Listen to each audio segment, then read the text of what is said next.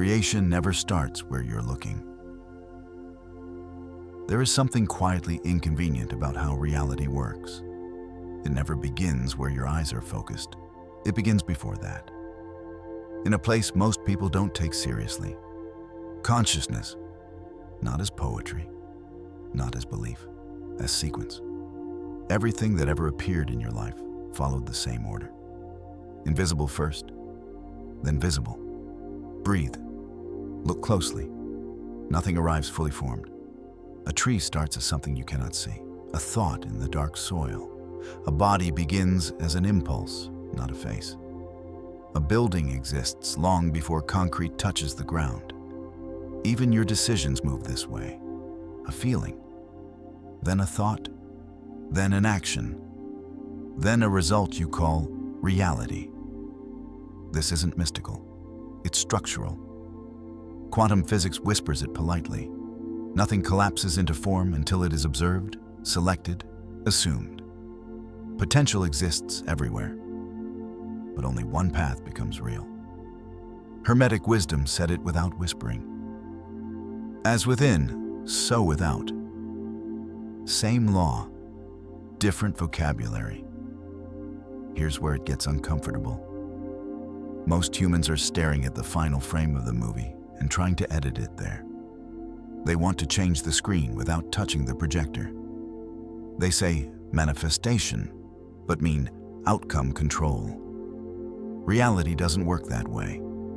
Creation is not an event. It's a process. And the process always begins in the unseen. Desire is the clue most people misread.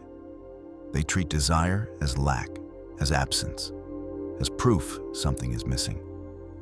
But structurally, desire only appears when a state is available. You don't desire wings. You don't desire breathing underwater. You don't desire things that do not exist for you at any level. Desire is not begging. It's a coordinate. It points to something already alive in the field of possibility. And here's the part Neville understood clearly. Nothing moves forward until the desire is accepted as real before it shows up. Acceptance is not pretending. It is not hoping. It is not repeating words nervously. Acceptance is calm, ordinary, unimpressed, like knowing the sun will rise without checking. This is why effort often fails. Effort implies doubt. Doubt splits the signal. Split signals don't stabilize. Creation responds to coherence, and coherence comes from assumption, not struggle. So when you hear creation begins within, this is not self-help. It's a warning. If you keep trying to change the outer world without stabilizing the inner state, you will stay busy and nothing will shift. The seed doesn't ask the soil if it's allowed to grow. It simply accepts that it is a seed and follows the sequence. Breathe. Once you see this, you stop chasing outcomes. You start installing states, and that is where everything quietly changes. Breathe to that.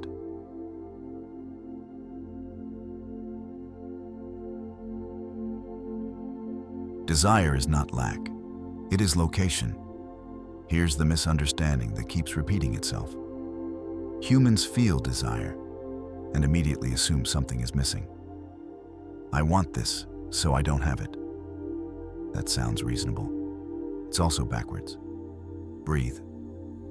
Desire does not arise from emptiness. It arises from proximity.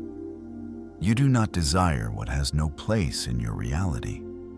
You do not crave what is completely unavailable. You don't yearn for experiences your nervous system cannot even imagine. Desire is a signal, a coordinate, a quiet notification saying, this state exists and it is reachable from here. Quantum mechanics frames this cleanly. Reality is not made of solid things. It is made of probabilities, fields of potential waiting for selection. Desire is how consciousness notices a particular probability and says, that one. Not later. Not someday. Now. Hermetic teachings called this recognition, not creation. Recognition. You are not inventing a future.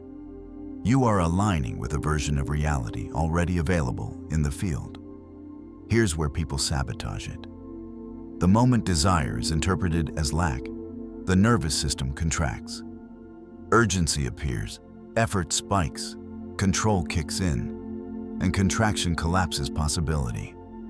The field doesn't respond to wanting, it responds to being. This is why chasing desire pushes it away, and why relaxed assumption pulls it closer. Dark humor moment. Humans treat desire like a complaint letter to the universe. Dear reality, I am dissatisfied. Please fix. Reality reads that and responds, confirmed. You are dissatisfied. Signal received, state reinforced. Neville understood this painfully well. He did not teach desire as wishing. He treated it as evidence. If you desire it, it already exists for you in a layer you are not trained to trust. The mistake is trying to drag it into form instead of stepping into the state where it is already normal. Desire says, stand here. Lack says, run there. One collapses probability, the other scatters it. This is why calm desire is powerful, and desperate desire is loud but ineffective. When desire is held without tension, without explanation, without timeline, it becomes an instruction, not to the universe, to you. Your perception shifts, your attention reorganizes, your behavior adjusts quietly, and reality follows. Not because it's obedient, because you stopped contradicting the signal. Breathe. So the work is not to amplify desire. It's to remove the resistance you added to it. Desire doesn't need help. It needs space. And space is created the moment you stop treating it as absence. Breathe to that.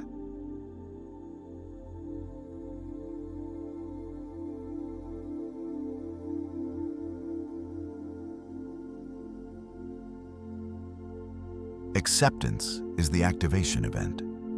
Here's the part most people skip. Not because it's hard, but because it's boring. Acceptance, not affirming, not visualizing harder, not convincing yourself. Acceptance. Breathe. Acceptance is the moment a state stops being negotiable. Until then, desire is just background noise. Interesting, emotional, unstable. The second you accept something as real internally, the system locks in. Neuroscience sees this clearly. The brain does not change through motivation. It changes through assumption. What you assume to be true reorganizes neural pathways automatically. Attention follows assumption. Behavior follows attention. Results follow behavior. No pep talk required. Quantum physics says the same thing without caring about your feelings.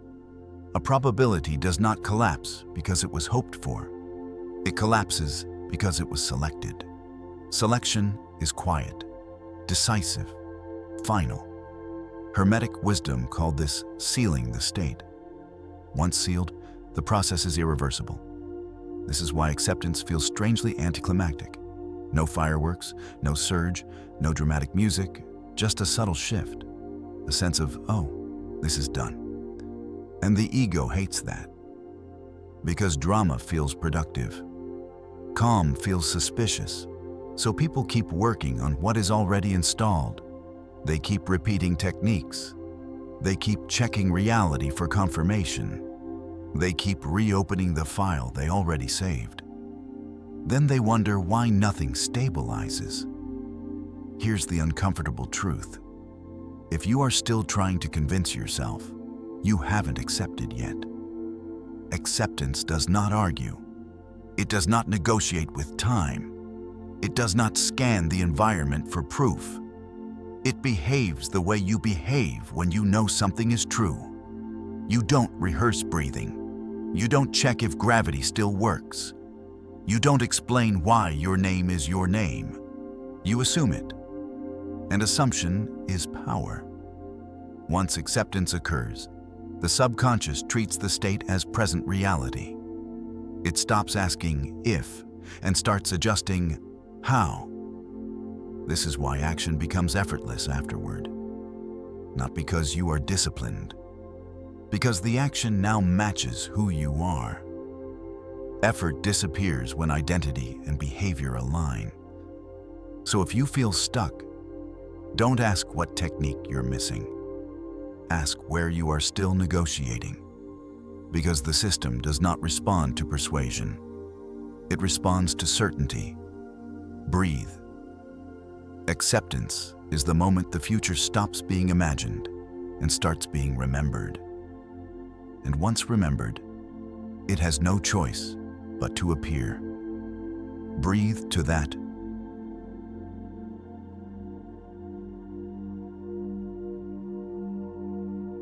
Repetition is not persuasion, it is coherence.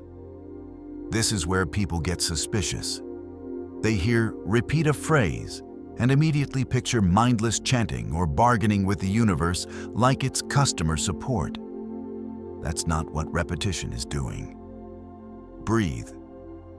Repetition is not for convincing reality. Reality does not need convincing.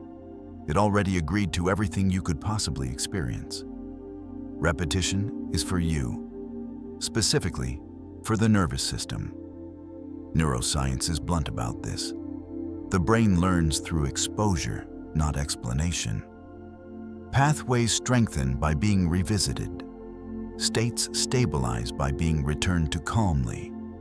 Every time a state is repeated without contradiction, the brain marks it as familiar.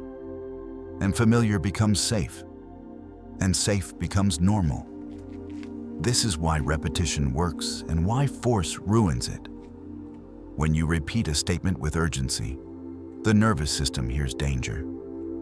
When you repeat it with calm certainty, the nervous system hears fact. Same words, different signal. Quantum language would call this resonance. A signal gains strength not by volume, but by consistency. A wave doesn't become powerful because it screams. It becomes powerful because it stays coherent. Hermetic teachings describe this as rhythm, not frantic motion. Steady return. Repetition is rhythm. Each repetition gently says, "This is still true. This hasn't changed. No emergency." And the subconscious responds by reorganizing perception. Thoughts shift. Attention redirects. Opportunities become visible not because they appeared, but because you can finally see them. Here's the quiet rule most people miss. If repetition feels exhausting, you are still trying to make something happen. If repetition feels neutral, almost boring, you are installing a state. The subconscious does not respond to excitement. It responds to consistency. This is why Neville emphasized repeating at night. Not because sleep is magical, but because the analytical mind loosens its grip. Resistance drops, and the state slips in without debate. Dark humor moment. People want transformation to feel intense, but intensity signals instability. Stability feels dull, and dull is exactly what you want. Because when a state becomes dull, it becomes permanent. So repetition is not effort. It is maintenance. Like breathing, like posture, like gravity doing its job quietly. Breathe. Repeat without urgency, without checking, without measuring progress.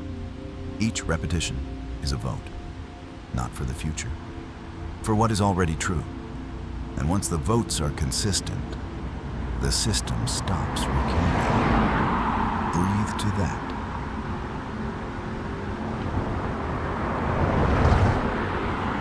Silence is interference control.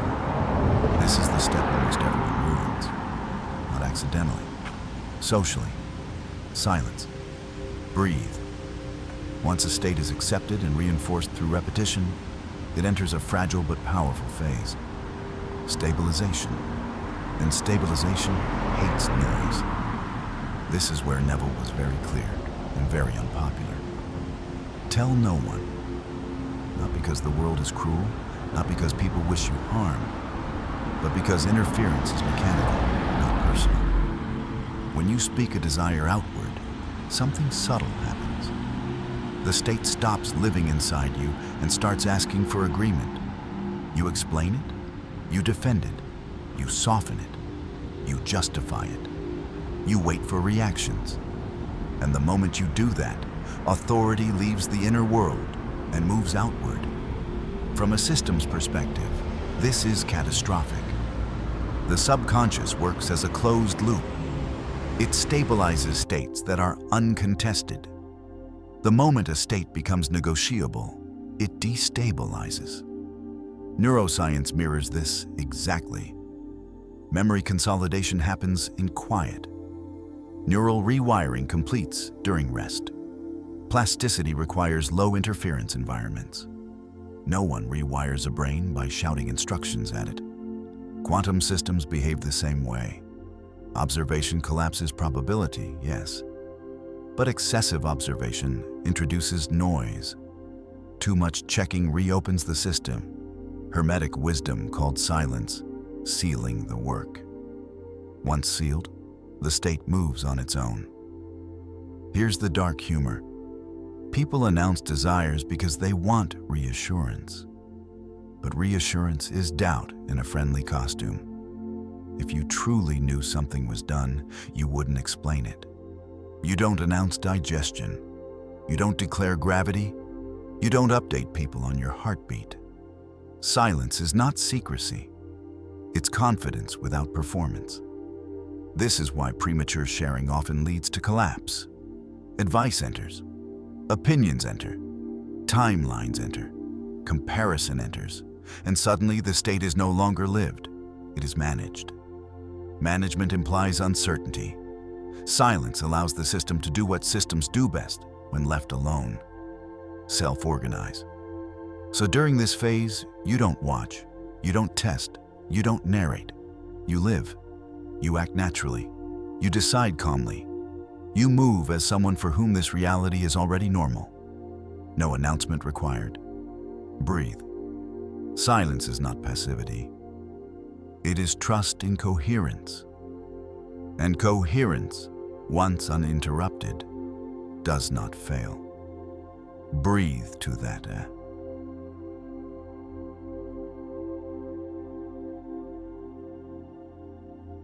The state that finishes everything. This is where the method ends. Not with effort, but with disappearance. Because once a state is fully installed, you stop doing the method. Breathe. This is the part most people misunderstand. They think the work is to keep manifesting, keep affirming, keep checking, keep adjusting. That's not mastery. That's anxiety with better vocabulary. When a state is real, it no longer requires attention. You don't wake up each day affirming your name. You don't rehearse believing in gravity. You don't maintain your past. It's just there. Neville called this the Sabbath, not as religion, as function. The Sabbath is the moment you stop touching the work, because touching implies uncertainty, and uncertainty reopens the loop. From a neuroscience lens, this is when the nervous system returns to baseline. No anticipation, no vigilance, no emotional charge. From a quantum lens, the wave has already collapsed. The outcome is selected. The system is settling into equilibrium. From Hermetic wisdom, the polarity has resolved.